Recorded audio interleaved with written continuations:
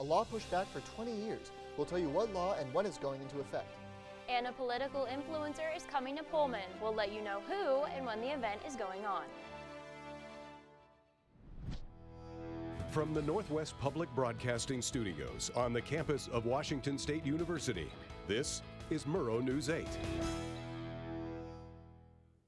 I'm Josiah Pike. And I'm Macy Harden. For students heading home for summer break, if you're planning to fly, now's the time to check your ID.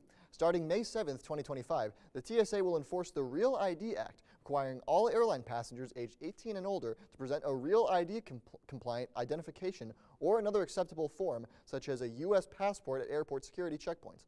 The United States Secretary of Homeland Security will tell you more.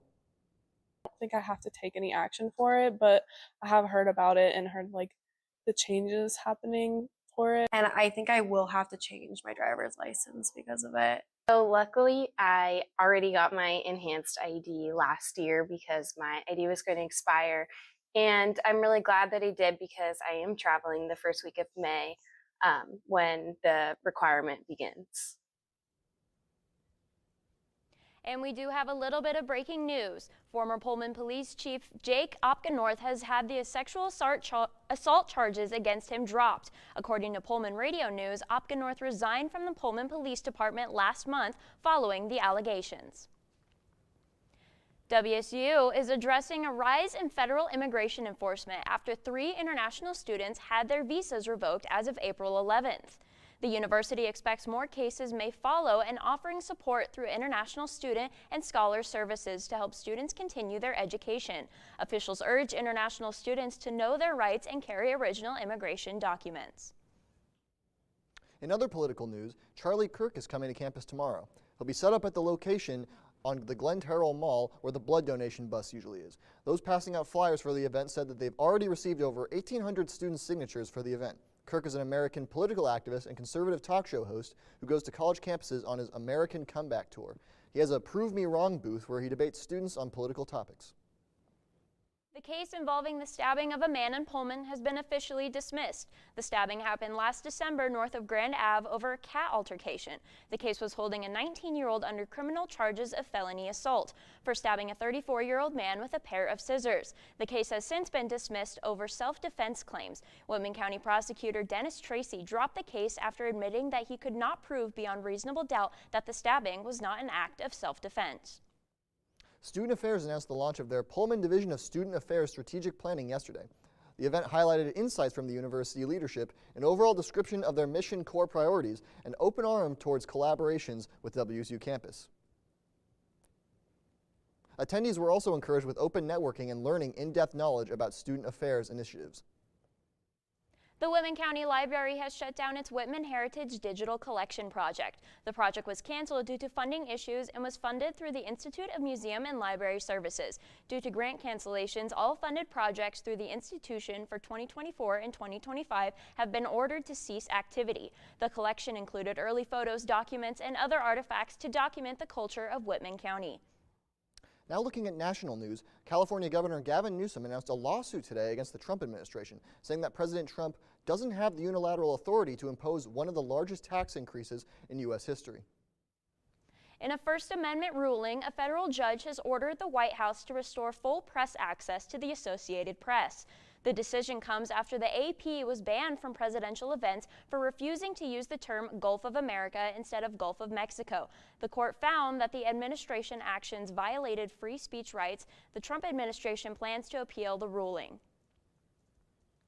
Staying dry this Easter may be a little bit harder, but not in the way you might expect. We'll tell you more about this special Easter event. A festival involving woodwinds and then some actual winds affecting Pullman. Emily is up next with the weather.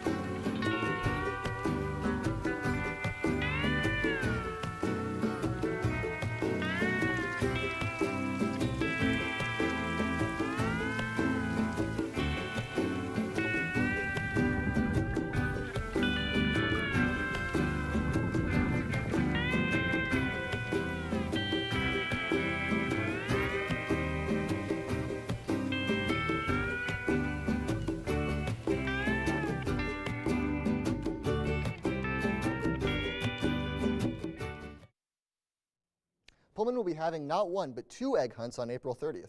One of them is free at Krugel Park starting at 10 a.m. The Aquatic Center hosts the other hunt at 2 p.m. for $8 to $10 per person. The 58th annual Lionel Hampton Jazz Festival was held at the University of Idaho began Tuesday. The Jazz Fest features a week of jazz concerts, jazz workshops, and meet the artist sessions. The Jazz Fest concerts shift to the Idaho Central Credit Union Arena today. Concerts will be held daily at 7 p.m. until Friday. More information can be found at the U of I website.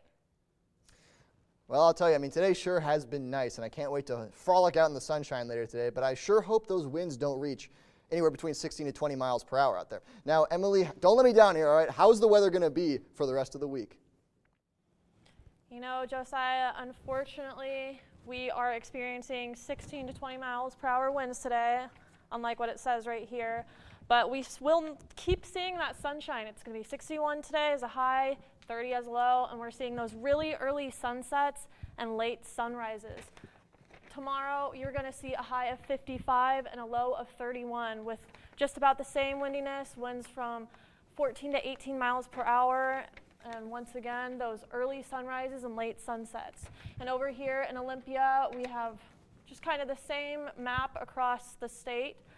We got 64 in Olympia with a low of 39, 62 and with a low of 42 in Seattle. And when you come to Central Washington, we got little highs. It's a little nice there with a high of 68 in Yakima and a low of 69 in Tri-Cities. Now for the state map, we have 55 for Thursday. Tomorrow, it's still going to be partly cloudy. We're still going to continue that sunshine throughout the weekend, but we're going down to those 50s, 59 for Friday, Saturday, and Sunday is 53. All right, back to you guys at the desk. Well, thank you, Emily. Now, coming up, Cougar basketball has had its fair share of transfer news lately. We'll fill you in on the action. And WCC championship play is starting up. We'll tell you what sport is competing first and when they compete. 1 in 3 adults has pre-diabetes. 1 in 3. That means it could be you, your favorite brother, your other brother, you, your football buddy, your football buddy, you, the boss's boss. If 1 in 3 adults has pre-diabetes, that means it could be you, your barber, your barber's barber. Nice work. Thanks. You, your plumber. Breathe right into your foot. Your plumber's masseuse. Yes. You, your dog walker. On your left. Your cat jogger. Or you, your co-pilot. Your co-pilot's co-pilot. While 1 in 3 adults has prediabetes, with early diagnosis, prediabetes can be reversed. Take the risk test at doihaveprediabetes.org to know where you stand. I'm Nick Rodabaugh, and this is your Sports Block. The WSU women's golf team tee off this week for the West Coast Conference Championship. The tournament runs April 17th through the 19th at Green Valley Country Club in California. The Cougars are up against 3-time champion Pepperdine, who own 21 conference titles overall. Fans can follow the action with live scoring on the WCC website. There's been some movement with the now former Cougs in the transfer portal. Isaiah Watts will now join Miles Rice at Maryland, and then LaJuan Watts is committed to Texas Tech.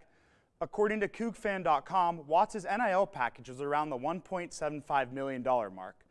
Cedric Coward has also announced his top 5 schools in the transfer portal, and it is an extremely impressive list. Coward will choose between Duke, Florida, Alabama, Kansas, and yes, Washington. According to Joe Tipton from On3, Nate Calmise has released his top 5 schools as well, with St. John's, Baylor, Florida State, Villanova, and Wake Forest. The Cougs have yet to make any big moves bringing in any new players via the transfer portal. Speaking of NIL, today is the Cougar Athletic Fund, Cougs Give Day. Our reporter Cooper Morgan has more.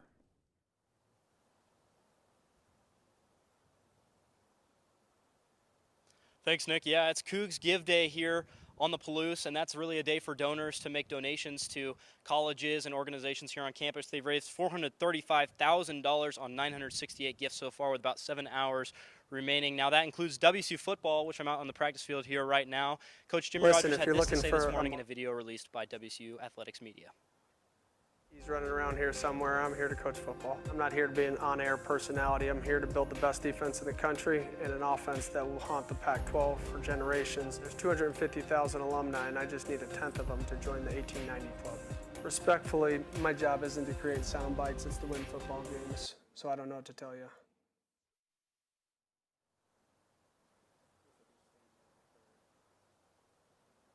And the 1890s Club is really just a club for the Cougar Collective to donate money to NIL. So more NIL stuff is on the way for the Cougs. Back to you, Nick.